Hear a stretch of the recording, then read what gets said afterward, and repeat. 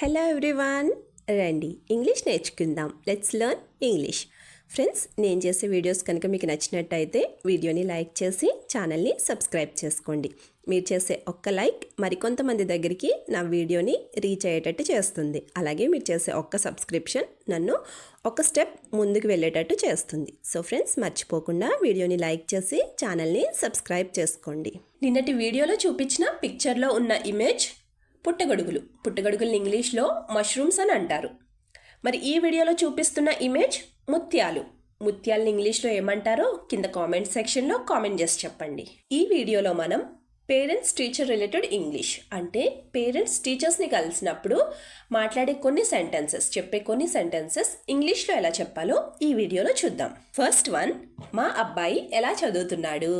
Parents టీచర్ని కలిసినప్పుడు must and should ఫస్ట్గా అడిగే క్వశ్చన్ ఇదే కదండి, మా అబ్బాయి ఎలా చదువుతున్నాడు లేదా మా అమ్మాయి ఎలా చదువుతుంది.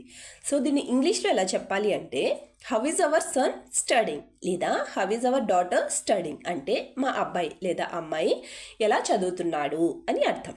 దీనికి related sentences, is my son studying well అంటే మా అబ్బాయి బాగానే చదువుతున్నాడా అని అర్థం. Next one, I came to know how our son studying అంటే మా అబ్బాయి ఎలా చదువుతున్నాడో కనుక్కుందామని నేను వచ్చాను అని అర్థం. నెక్స్ట్ వన్, అన్నీ చదువుతుంది కానీ మర్చిపోతుంది.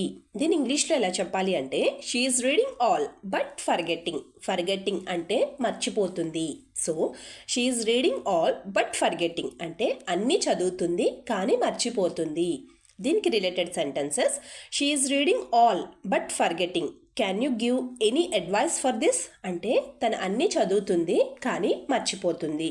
Can you give any advice for this అంటే మీరు దీనికి ఏమన్నా సలహా ఇస్తారా, దీని గురించి ఏమన్నా సలహా ఇస్తారా అని అర్థం. Next one, does she need any extra classes to remember everything అంటే తనకి ఏమన్నా మేము ఎక్స్ట్రా క్లాస్ ఇప్పించాలా, ఇవన్నీ గుర్తుపెట్టుకోవడం కోసం మేమేమన్నా ఎక్స్ట్రా క్లాస్ అనేది పెట్టాలా లేదా ఇప్పించాలా అని అర్థం. నెక్స్ట్ వన్, రోహన్ తెలుగు అస్సలు చదవలేకపోతున్నాడు. దీన్ని ఇంగ్లీష్లో ఎలా చెప్పాలి అంటే Rohan is not able to read Telugu at all. Not able to read అంటే అస్సలు చదవలేకపోతున్నాడు. So Rohan is not able to read Telugu at all అంటే రోహన్ తెలుగు అస్సలు చదవలేకపోతున్నాడు అని అర్థం. దీనికి related sentences, Rohan studies all other subject well except Telugu. Except అంటే మినహాయింపు. తెలుగుని మినహాయించి మిగతా అన్ని సబ్జెక్టులు రోహన్ చాలా బాగా చదువుతున్నాడు అని అర్థం. Next one, do you take a little extra care for Rohan in the case of Telugu అంటే తెలుగు సబ్జెక్ట్ పైన తెలుగు పైన రోహన్ మీద మీరు కొంచెం ఎక్స్ట్రా కేర్ అంటే ఎక్కువ శ్రద్ధ పెడతారా లేదా పెట్టగలుగుతారా అని అర్థం. నెక్స్ట్ వన్, అతను అందరితో కలవలేడు అనడానికి ఇంగ్లీష్లో he can't get along with everyone. He can't get along with everyone అంటే అతను అందరితో కలవలేడు అని అర్థం. దీనికి related sentences, she speaks well with everyone without fear అంటే భయపడకుండా తను అందరితో చాలా చక్కగా మాట్లాడుతుంది అని అర్థం. Next one, he is unable to answer my question in front of everyone అంటే అందరి ముందు నేను అడిగిన క్వశ్చన్కి తను ఆన్సర్ చేయలేకపోతున్నాడు అని అర్థం. నెక్స్ట్ వన్, ఈసారి మార్కులు బాగా తగ్గిపోయాయి. దీన్ని ఇంగ్లీష్లో ఎలా చెప్పాలి అంటే this time the marks reduced significantly అంటే గణనీయంగా. This time the marks reduced significantly అంటే ఈసారి మార్కులు బాగా తగ్గిపోయాయి లేదా గణనీయంగా తగ్గిపోయాయి అని అర్థం. దీనికి related sentences, he is fussing more and that's why his marks decreasing. Fussing అంటే అల్లరి చేయడం. So he is fussing more అంటే తన అల్లరి ఎక్కువగా చేస్తున్నాడు, అందువల్ల తనకి మార్కులు తగ్గిపోయాయి లేదా తగ్గిపోతున్నాయి అని అర్థం.